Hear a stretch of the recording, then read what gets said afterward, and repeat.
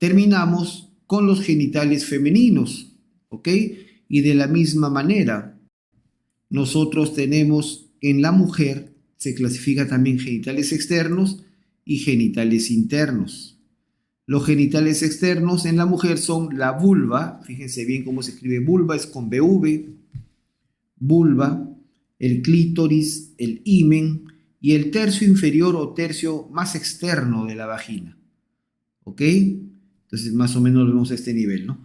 La vulva, el clítoris, el himen y hasta el tercio externo, tercio inferior. Si yo agarro la vagina acá y la divido en 3 partes, pues el tercio inferior, el tercio externo. ¿Ok? Muy bien. Y los genitales internos, pues todo lo demás.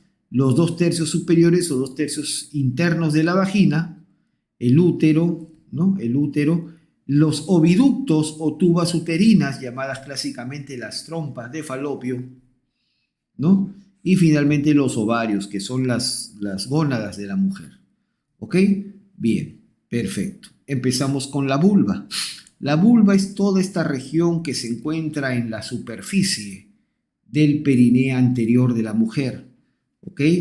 ¿Qué detalles anatómicos vamos a ver ahí? En primer lugar, pensé que estaba señalado. En primer lugar, vamos a ver aquí, en la zona delante de la sínfisis del pubis y cubierta por vello púbico, la zona del llamado montículo púbico. Ahora voy a cambiar de color al lápiz. La zona conocida como montículo púbico o clásicamente le dicen el monte de Venus. Esta zona de acá, el montículo púbico. Montículo púbico o monte de Venus. ¿Ok? Es la zona que está delante de la sínfisis del pubis. Luego tenemos los labios mayores. Los labios mayores. Nótese que tanto el montículo púbico como los labios mayores por su cara externa están cubiertos por vello, por folículos pilosos, ¿ok? Los labios mayores, ¿ok? La unión anterior de los labios mayores toma el nombre de comisura anterior. Ahí está escrito a la izquierda. Comisura anterior, y la unión posterior se llamará comisura posterior. Pero la comisura posterior tiene un nombre particular, se llama la horquilla de los labios mayores. Ahí está escrito. La horquilla es la comisura posterior, la unión posterior de los labios mayores. Por último, el espacio, toda la abertura entre los 2 labios mayores, eso se denomina la hendidura vulvar con B chica, ¿ok? Muy bien, simple. Cuando ingresamos a la hendidura vulvar, vamos a observar en primer término que todas las estructuras están cubiertas por tejido mucoso. Todo está cubierto por mucosa, ¿ok? Bien, lo primero que voy a ver dentro de la hendidura vulvar son estos, los labios menores. Los labios menores o las ninfas, también se llaman ninfas de la vulva, esos son los labios menores. Luego vamos a ver la unión de los labios menores por delante, forman el prepucio o capuchón del clítoris. El prepucio o capuchón del clítoris. Si yo retraigo este prepucio, ahí va a aparecer la cabeza, el glande del clítoris. También tiene su glande, se llama que es muy chiquito. Entonces, el famoso clítoris, ¿ok? Entonces está rodeado por su capuchón, por su prepucio. ¿Quién forma el prepucio, el capuchón del clítoris? Pues el extremo anterior de los labios menores, ¿ok? Simple. Y por último, el espacio entre labios menores, ¿cómo se denomina? Ahí está escrito, el vestíbulo de la vulva. Todo este espacio entre labios menores se denomina vestíbulo de la vulva. Perdón, con B chica. Vestíbulo de la vulva, ¿ok? Muy bien. Dentro del vestíbulo de la vulva, se van a observar 6 orificios. 6 orificios. En primer lugar, esta abertura que vemos acá, esta aberturita que vemos acá, es el orificio externo de la uretra, el meato urinario. Por ahí es que micciona, por ahí bota la orina la mujer. El meato urinario, el orificio externo de la uretra. Y justo detrás de él 2 pequeños huequitos, 2 pequeños orificios, que son los orificios parauretrales. Parauretrales de unas glándulas que se llaman glándulas parauretrales o glándulas de Skene. Ahí está escrito. ¿Ok? Que producen el líquido parauretral durante el acto sexual. Luego tenemos esta entrada, la entrada de la vagina. Se denomina introito, introito de la vagina, introito de la vagina. ¿Ok? Y a los lados del introito, lateralmente unos agujeritos, a los lados del introito unos agujeritos, viene a ser esto viene a ser los orificios de las glándulas vestibulares mayores, o glándulas de Bartolino, que mantienen normalmente húmeda esta región. ¿Ok? Bien, en la entrada, en el introito vaginal, en los bordes del introito vaginal, en los bordes de la entrada de la vagina, se encuentra un pliegue mucoso que es el famoso himen, ¿ok? Un pliegue mucoso que es un vestigio nada más del seno urogenital, entonces, que se encuentra a ese nivel, nada más, ¿ok? El clítoris es el órgano homólogo al pene, pero tiene función exclusivamente erógena. También tiene raíz, cuerpo y glande, ¿ok? ¿No? Y ya mencionamos que el glande se encuentra cubierto por el prepucio o capuchón del clítoris, que lo forma ¿quién? El extremo anterior de los labios menores. Muy bien, en cuanto a la inervación de la vulva, participan diferentes nervios. El principal de todos ellos es el nervio pudendo. Acá está.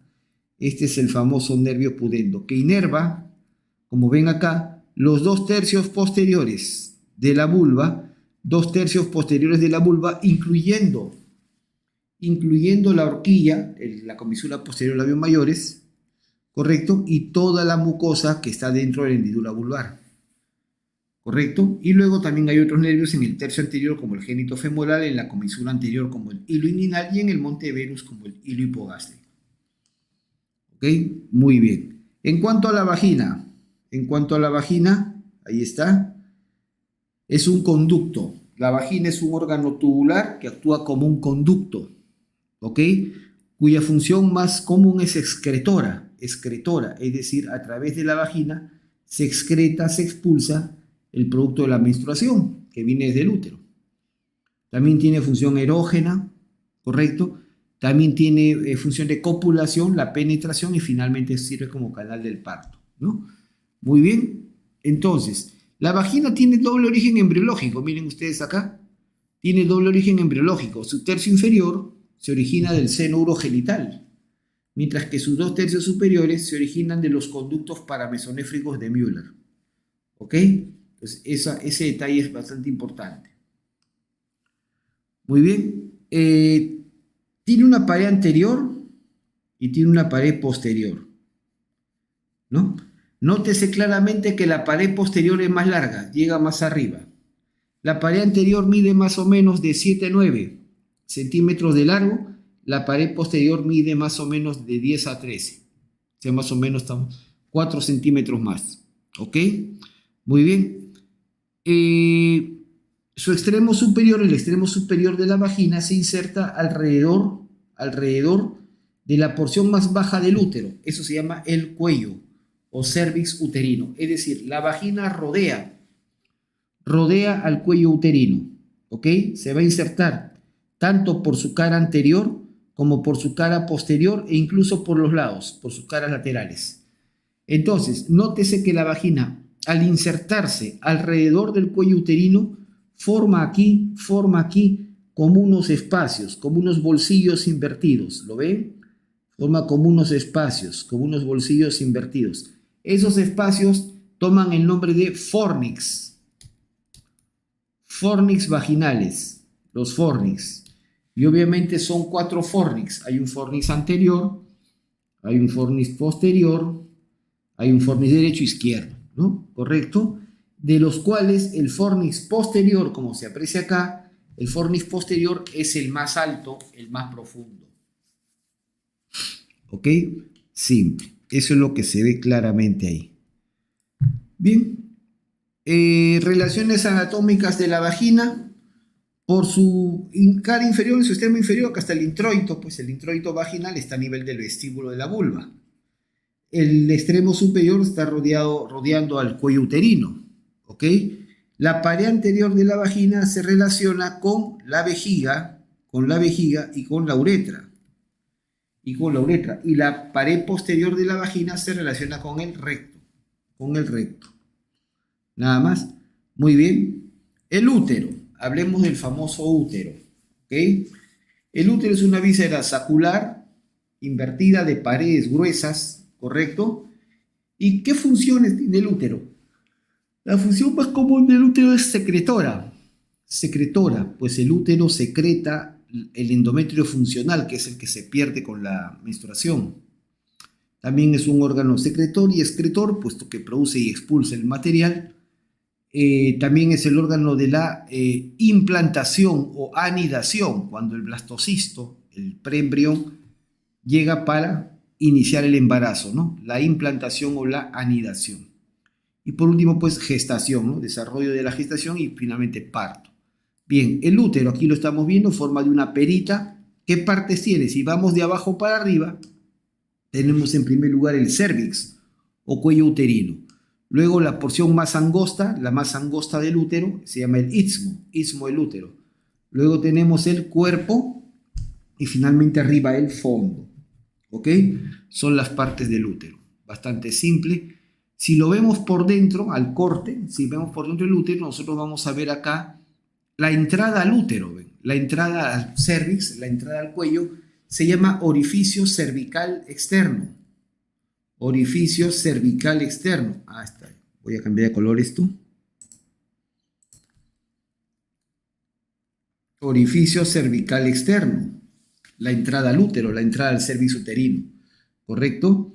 Luego, cuando uno ingresa al cérvix, encuentra el conducto o el canal endocervical. Luego, a nivel del istmo, encontramos el orificio cervical interno. Y por último, ya en el cuerpo, se abre ahí este espacio. Esa es la cavidad uterina. ¿Correcto? Muy bien, nada más, bastante simple. Aquí en este cuadrito estoy poniendo, digamos, algunos parámetros del útero. Por ejemplo, el útero en la mujer que no está gestando versus el útero al final de la gestación, ¿no? Al final de la gestación. ¿Ok? El útero en la mujer que no está gestando puede darse en el caso de una mujer que nunca ha tenido hijos versus una mujer que tiene 3 o más hijos, o sea que es multípara. La mujer multípara ya el útero tiene algunos pequeños cambios.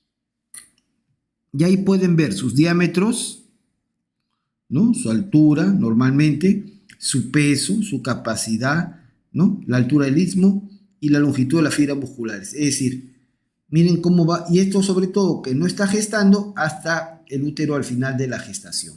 ¿Ok? Muy bien, simple. La posición normal del útero, el útero no se encuentra en posición vertical. ¿Ok? Algunos esquemas lo presentan así simple y llanamente por intención didáctica, ¿no? Por intención didáctica. Pero el útero así parado no está. El útero, como ven ustedes, se encuentra hacia adelante. Entonces, va a tener dos ángulos importantes. En primer lugar, hay un ángulo que forma el cuello uterino con la vagina,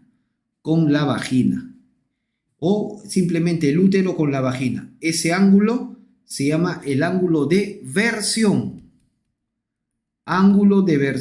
uterina. Así le llaman en obstetricia, ángulo de versión uterina. Yo le puedo llamar tranquilamente el ángulo uterovaginal, es decir, entre útero y vagina, o entre cérvix uterino y vagina. Ese es el ángulo de versión. Y normalmente, en condiciones normales, se encuentra inclinado hacia adelante, ¿no? Doblado hacia adelante, formando un ángulo aproximadamente de 90 grados. Y por eso, como está hacia adelante, se dice que el útero se encuentra en anteroversión. Mientras que ese no es el único ángulo. El mismo cuello uterino también forma un ángulo, pero con el cuerpo del útero. Ese es el ángulo de flexión uterina. Entonces, repito, cérvix con vagina es ángulo de versión. Cérvix con cuerpo del útero, ángulo de flexión. O sea, versión, flexión. Versión, flexión. ¿Ok? Simple. Perfecto. El ángulo de flexión también está normalmente inclinado hacia adelante, forma un ángulo de 70 a 110 grados y también se dice que está en anteroflexión. ¿Ok? Entonces el útero normalmente se encuentra en anteroversión y anteroflexión. Esa es la posición normal del útero. ¿Ok? Muy bien. Perfecto. ¿Cuáles son sus medios de fijación? Vamos a tener tres grupos de medios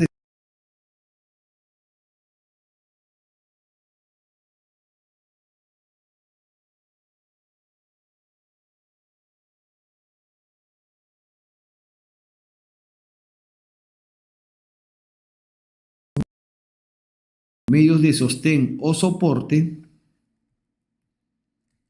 ¿no? Ahí está. Los medios de suspensión y los medios de orientación. ¿Ok? Los medios de sostén o soporte son aquellos que brindan fijación desde abajo, es decir, son los que están desde abajo formando como una hamaca, formando como un, digamos, un sostén, pues un apoyo a estas vísceras pélvicas, en este caso al útero. ¿Ok? Los medios de soporte en orden de importancia, el más importante son estos dos ligamentos que tenemos acá, estos ligamentos blanquecinos que vemos acá, que es la condensación de la fascia endopélvica. Esos son los llamados ligamentos cervicales transversos.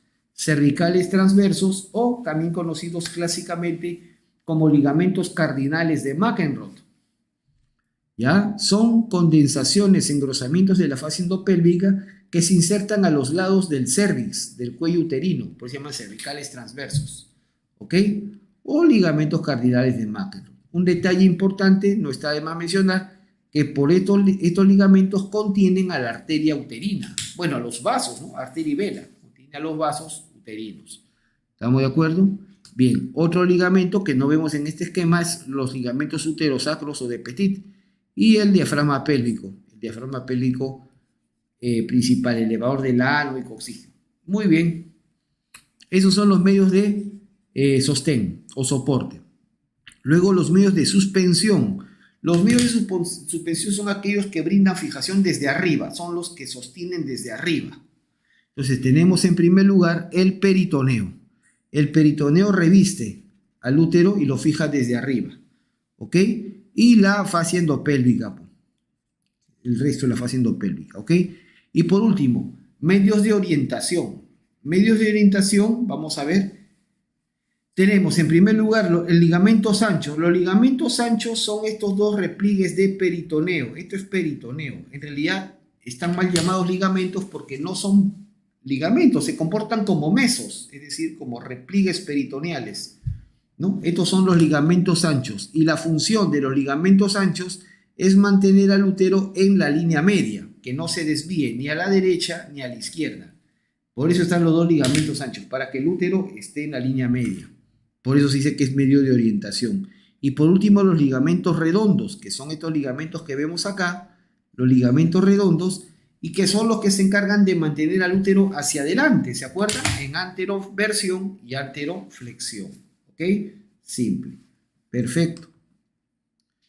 Bien. En las capas de la pared del útero vamos a tener de adentro para afuera el endometrio, el miometrio y el perimetrio. El endometrio está constituido por dos capas. Ahí está. Una capa funcional y una capa basal. Una capa funcional y una capa basal. La que se pierde, la que se desprende con la menstruación es la funcional. Esta es la que se va con la menstruación. La basal se queda para regenerar, para restaurar, para restablecer la capa funcional. ¿Ok? Bien. En cuanto al miometrio, nosotros vamos a tener que fibras musculares. Las fibras musculares en el miometrio del útero están organizadas en tres grupos de fibras. Fibras circulares internas, fibras plexiformes medias y fibras longitudinales externas. ¿ok? Circulares internas, plexiformes medias y longitudinales externas. Simple, nada más. Y por último, el perimetrio, que lo forma principalmente el peritoneo. Nada más. Perfecto. Y acá está la irrigación. Veamos nosotros, acá está la irrigación conjunta. Aquí vemos la irrigación de la vagina. La irrigación de la vagina. En la irrigación de la vagina participa la arteria uterina, la arteria vaginal, la arteria rectal media, ¿no? Rectal media o hemorroidal media, que es lo mismo, y la pudenda interna. Todas ellas son ramas de la ilíaca interna. Todas ellas son ramas de la ilíaca interna. De la uterina sale una ramita acá que va a irrigar tanto el cuello uterino como la vagina. Se llama la arteria cérvico-vaginal. La arteria cérvico-vaginal, porque irriga tanto cuello uterino como vagina. Luego hay una arteria vaginal propiamente que sale de la ilíaca interna, la rectal media y pudenda interna. Todas ellas participan. Ahora, la arteria uterina es la que va a irrigar fundamentalmente al uréter. Al uréter, ¿correcto? La arteria uterina sube por los bordes laterales del uréter, ahí lo ven, ¿ok?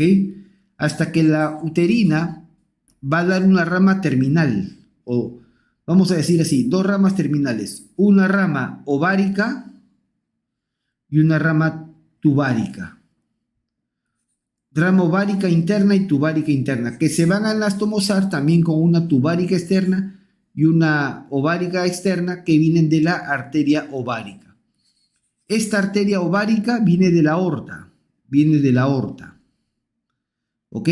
Y se va a anastomosar con las ramas de la uterina que viene de la ilíaca interna. Y así se completa la irrigación de estos órganos, sumamente sencillo, ¿ok? Bien, los oviductos, las trompas de falopio, ahí están las trompas de falopio, los oviductos o tubas uterinas, ¿no? Tienen como rol principal el transporte de espermatozoides, óvulos, ¿no? En la trompa de falopio se da la fecundación, también llamada concepción o fertilización. ¿Dónde se da eso normalmente? En el tercio externo de la trompa. ¿Qué cosa es la fecundación, fertilización o concepción? Es la unión, la fusión de los gametos, la unión del espermatozoide con el óvulo. Eso es la concepción, fertilización o fecundación, y ahí comienza oficialmente la vida, ¿ok? En el tercio externo de la trompa, ¿ok? Bien, y una vez que se fusionan estos, se forma el huevo cigoto, el cual va a comenzar a migrar hacia el útero para implantarse. Muy bien, simple. Entonces, la trompa de falopio mide más o menos de largo 10 a 12 centímetros, ¿no? Y tiene 4 porciones. Tiene una primera porción que está dentro de la pared del útero, ¿lo ven? Una porción que está dentro de la pared uterina, se llama la porción intramural o intersticial. Luego tenemos la porción, ahí está intramural, el istmo, y en la parte externa, luego la ampolla y finalmente el pabellón o infundíbulo. Esas son las 4 partes de la trompa de falopio: porción intramural o intersticial, istmo, ampolla y pabellón o infundíbulo. La porción más angosta de la trompa es la intramural, y la más ancha es el pabellón o infundíbulo. La porción más larga de la trompa, la ampolla, y es ahí donde se da la fecundación, ¿ok? Perfecto, nada más, eso es lo principal. Y los ovarios. Los ovarios son las gónadas de la mujer, son las gónadas femeninas, son dos estructuras con forma ovoide, de color blanquecino, blanco grisáceo, ¿correcto? Vemos nosotros, acá están sus dimensiones, 3 por 2 por 1 centímetro, ¿no? Pesa más o menos de 6 a 10 gramos, ¿ok? Simple. Muy bien. Su medio de fijación, el ovario se encuentra unido al útero, ven ustedes acá, se encuentra unido al útero por un ligamento. El ligamento propio del ovario, ahora se le llama así, ligamento propio del ovario, clásicamente se le decía ligamento útero-ovárico. Luego viene la parte lateral, ligamento infundibulopélvico, o se le llama ahora suspensorio del ovario. Y luego tenemos el mesoovario, ¿no? El mesoovario. Muy bien, nada más simple son los medios de fijación. Y el ovario, esto ya le corresponde más a la parte histológica. El ovario tiene 2 capas. tiene una corteza y tiene una médula. En la corteza se van a encontrar toditos los folículos que van a desarrollar para formar y liberar el óvulo, que es el gameto femenino, ¿ok? Y en la médula se encuentran los vasos sanguíneos, ¿ok? Bastante simple, y esos son los genitales de la mujer. Bien, muchas gracias por su atención. Y siempre, digamos, disponible para cualquier duda o consulta respecto al curso. Muchas gracias.